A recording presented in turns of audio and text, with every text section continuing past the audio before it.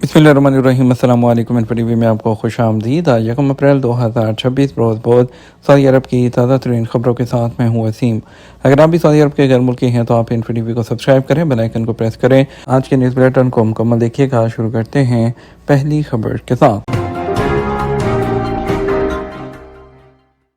Saudi अरब में मुलाजमत का visa दिलवाने का झांसा देकर पैसे हथियाने वाला इंसानी स्मगलिंग में मुलव्विस मुल्ज़म गिरफ्तार कर लिया। पाकिस्तान में FIA ने मुल्तान सोन इंसानी स्मगलर और इश्तहारी मुल्ज़मान के खिलाफ क्रैकडाउन तेज़ कर दिया। तर्जमान FIA के मुताबिक उन्होंने बताया कि विहाड़ी में कार्रवाई करते हुए मुल्ज़म सफदर अली को गिरफ्तार कर लिया गया। वो गिरफ्तार मुल्ज़म मुकदमा में मतलूब था। उस पर इल्ज़ाम है कि उसने शिकायत करने वाले को सऊदी अरब में मुलाजमत का वीज़ा दिलवाने का झांसा देकर 7 लाख रुपये हथियाए, ताहम वादा पूरा न किया। FIA ने कहा है कि मुल्ज़म से मज़ीद तफ्तीश जारी है, जबकि इंसानी स्मगलिंग में मुलव्विस दीगर लोगों के खिलाफ भी कार्रवाइयाँ जारी हैं। अगर आप में से भी कोई इस तरह के जुर्म का शिकार होता है तो फौरी तौर पर पाकिस्तान में FIA से रब्ता करें। कतर ने पाकिस्तानी मुसाफिरों के लिए वीज़ा ऑन अराइवल की सहूलत मुअत्तल कर दी। पाकिस्तानियों के लिए नई ट्रैवल एडवाइजरी जारी कर दी गई, जिसमें वाज़ेह किया गया है कि कतर में बगैर वीज़े के एंट्री मुमकिन नहीं है। कतर ने पाकिस्तानी मुसाफिरों के लिए वीज़ा ऑन अराइवल की सहूलत मुअत्तल कर दी। कतर में पाकिस्तानी सफारत खाने ने एक एडवाइजरी जारी करते हुए बताया कि मौजूदा सूरत हाल के पेश नज़र कतर में वीज़ा ऑन अराइवल की सहूलत दस्तयाब नहीं है। पाकिस्तानी शहरियों को मशवरा दिया जाता है कि वो कतर का सफ़र करने से पहले ही वीज़ा हासिल कर लें, क्योंकि बगैर वीज़ा के आने वालों को मुश्किलात का सामना करना पड़ सकता है। सफारत खाने के हुकाम ने इस बात पर भी जोर दिया कि पाकिस्तानी शहरियों के लिए कतर के लिए रवानगी से पहले मुनासिब वीज़ा हासिल करना लाजमी है। पाकिस्तानियों के लिए नई ट्रैवल एडवाइजरी जारी कर दी गई है, जिसमें वाज़ेह किया गया है कि कतर में बगैर वीज़े के एंट्री मुमकिन नहीं होगी। बताया गया है कतर ने सऊदी अरब, UAE और कुवैत और बहरीन और ओमान के साथ मिलकर वीज़ा इस्लाहात की राह हमवार की है, जो मुसाफिरों के लिए तवील क़याम और इमिग्रेशन के तरीक़ाकार को आसान बनाती है।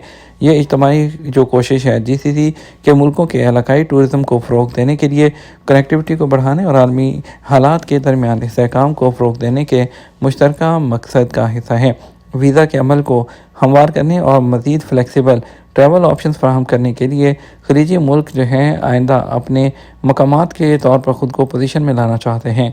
बताया जा रहा है कि ये इस्लाहात एक हमवार सफरी तजर्बा तख्लीक करने के अज़म की अक्कासी करती है। यरूशलेम में इबादत की आज़ादी पर पाबंदियाँ, सऊदी अरब और इस्लामी ममालिक की मज़म्मत। सऊदी अरब और इस्लामी मुल्क उन्होंने यरूशलेम में इबादत की आज़ादी पर इसराइली पाबंदियों की शदीद अल्फाज में मज़म्मत की है। अरब न्यूज़ और खबरसार एजेंसीज़ के मुताबिक सऊदी अरब, मिस्र, उर्दन, पाकिस्तान, इंडोनेशिया, तुर्की, कतर और UAE के वज़ीर ख़ारजा ने इसराइल की जानिब से मक़बूजा बैतुल मुक़द्दस में मुसलमानों और ईसाइयों की इबादत पर आयद मुसलसल पाबंदियों की सख्त अल्फाज में मज़म्मत की है। उन पाबंदियों में मुसलमान नमाजियों को मस्जिद अक़सा तक रसाई से रोकना और यरूशलेम में मौजूद लेटन पेट्रियार्क को पाम संडे मास मनाने के लिए चर्च ऑफ हॉली सेपल्चर है उसमें दाखिल होने से रोकना शामिल है। इस इक़दाम पर बैनुल-अक़वामी सतह पर सख्त रद्द अमल देखने में आया, जिसके बाद इसराइली वज़ीर आज़म नेतन्याहू ने मुक़द्दस हफ्ते से मुतल्लिक़ बाकी पाबंदियाँ वापस ले ली थीं। महर की रकम और शादी के बेतहाशा अखराजात आज के दौर में सऊदी शहरियों के लिए एक चैलेंज। अपनी मंगनी की रात जब सारा खलफ के होंठों पर अपनी तस्वीरों को देखकर मुस्कुराहट बिखेर रही थी, वो चुपके चुपके अपने जहन में शादी के मुकाम, दुल्हन के लिबास, सोने के जेवरात और महर की रकम का हिसाब भी लगा रही थी।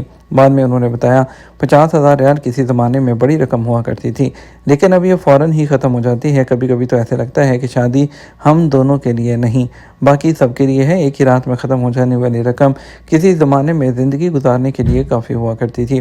सऊदी अरब में महर दुल्हा की जानब से दुल्हन को दी जाने वाली रकम या जायदाद की नौयत तब्दील हो रही है। कभी जो एहतराम, तहफ़्फ़ुज़ और ज़िम्मेदारी की एक सादा अलामत थी, अब समाजी तवक्कुआत, मुकाबलेबाजी और बढ़ते हुए मसारिफ का एक पेचीदा मकलूबा बन के रह गई है। इस्लामी उलमा ख़ानदानों को याद दिलाते हैं कि महर इलामत है, कीमत नहीं है, लेकिन हकीकत में आजकल शादियों में सोने के कीमती तोहफ़े के साथ साथ शाह खर्चों की नुमाइश वाले भरपूर इंतजाम किए जाते हैं।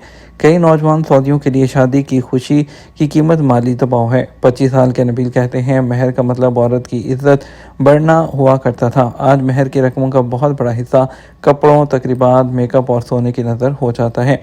मेरे लिए 70,000 रियाल शायद मुनासिब रकम हो, इसलिए कि बाकी सब कुछ बहुत ही महंगा हो गया है। ماں باپ اور بہن بھائی اکثر جوڑوں کی مدد کے لیے آگے آتے ہیں، لیکن پھر بھی دباؤ ختم نہیں ہوتا۔ کچھ جوڑے اس وقت تک شادی نہیں کرتے جب تک وہ مالی طور پر خود کو محفوظ نہ سمجھے۔ کچھ شادی کے خیال کو ہی ترک کر دیتے ہیں، یہ سوچ کر کہ اگر ہاں کر دی تو مطالبات جو مالی ہیں وہ ہاں سے کہیں زیادہ وزنی ہو جائیں گے۔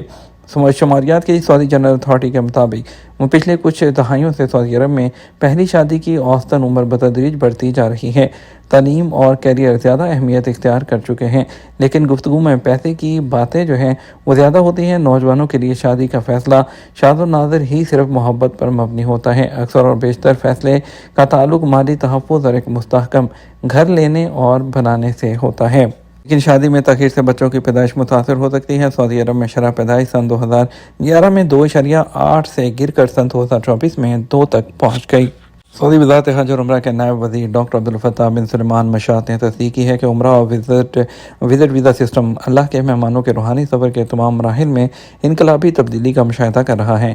سعودی عرب میں آنے سے پہلے کی منصوبہ بندی سے لے کر ان کے اپنے ملکوں کی روانگی تک، یہ بات عمرہ اور وزٹ فورم کے تیسرے ایڈیشن کی سرگرمیوں کے ایک حصے کے طور پر the kingdom integrated model by vision 2030 کی روشنی میں خدا کے مہمانوں کی خدمت کے لیے کے عنوان سے ایک جو ڈائیلاگ سیشن منعقد کیا گیا اس کے دوران کی ہے۔ انہوں نے وضاحت کی کہ ترقیاتی اقدامات شروع کرنے اور عمرہ کمپنیوں کے ساتھ تعلقات کو منظم کرنے کے لیے کام جاری ہے۔ عمرہ اور وزٹ سسٹم میں خدمات کے معیار کو بلند کرنے میں مددگار ہوں گے۔ انہوں نے وضاحت کی کہ حجاج کا سفر آج ایک خیال کے ساتھ شروع ہوتا ہے اور ایک اثر کے ساتھ ختم ہوتا ہے، اور ویژن 2030 کے مقاصد کے مطابق دو مقدس کے مساجد اور ان کے زائرین کی قیادت کی جانب سے انتہائی احتیاط اور بھرپور توجہ کے تحت خدمات کے لیے پائیداری ترقی حاصل کی ہے۔ نسک ایپلیکیشن کا نیا سنگ میل دنیا بھر میں صارفین کی تعداد 51 ملین سے تجاوز کر گئی۔